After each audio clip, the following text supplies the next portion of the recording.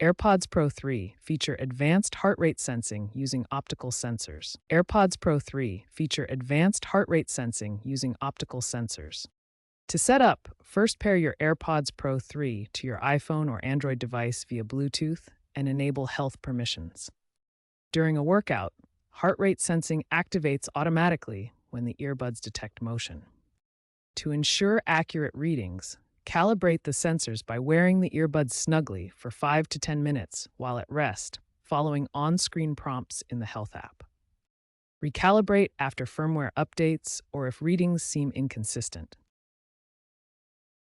For optimal heart rate monitoring during workouts, ensure a secure fit with the included ear tips. AirPods Pro 3 are best for cardio exercises like running and cycling. Monitor your real-time BPM on your device or Apple Watch and set heart rate zone alerts. Clean the sensors weekly to prevent sweat buildup, which can reduce accuracy. Be aware that heart rate sensing drains battery faster, so charge fully before long sessions.